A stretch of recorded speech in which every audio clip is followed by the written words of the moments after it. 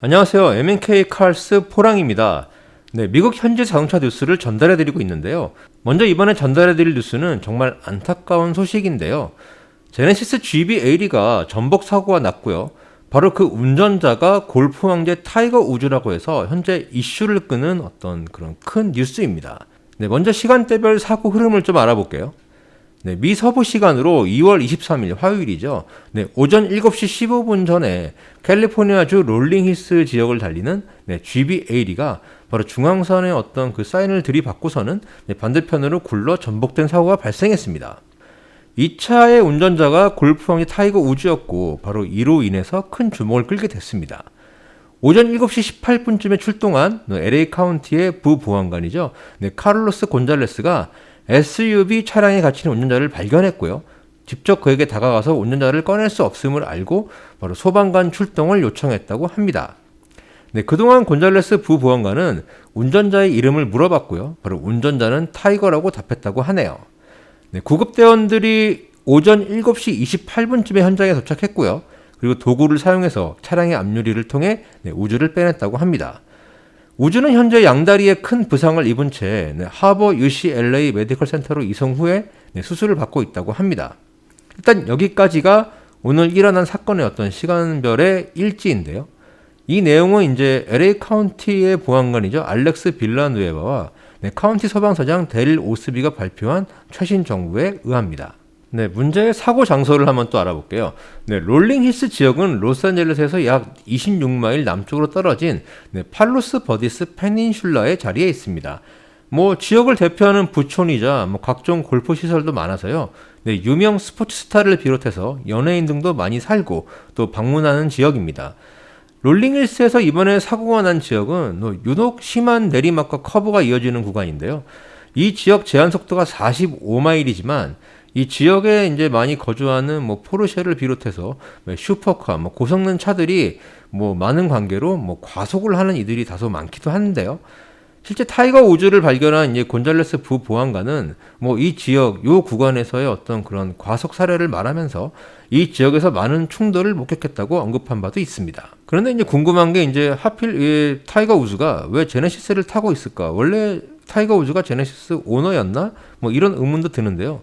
그 전에 앞서 이제 먼저 타이거 우즈가 타고 있는 이 제네시스는 제네시스가 후원하는 제네시스 인비테이셔널이라는 골프 대회가 있습니다.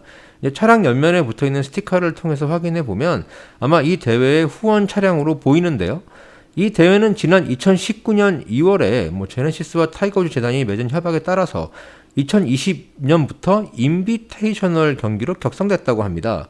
네, 오픈과 달리 인비테이셔널은 일정 기준에 따라서 주최 측이 초청한 선수만 참가하는 그런 대회인데요. 아무래도 이 대회가 이제 타이거 우즈와 연관이 있다 보니까 차량은 대회 관련해서 타이거 우즈에게 어떤 제공된 모델이 아닌가 싶습니다.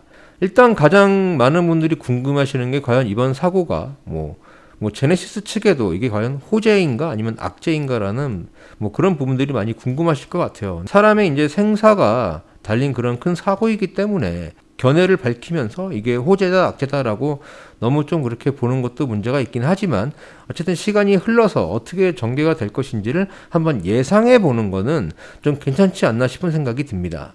일단 사고의 원인이 차량의 결함인지 아니면 운전자의 과실인지 여부를 밝히는 게 먼저일 것 같습니다. 원인에 대해선 관계 당국이 조만간 자세한 조사가 있을 것으로 알고요.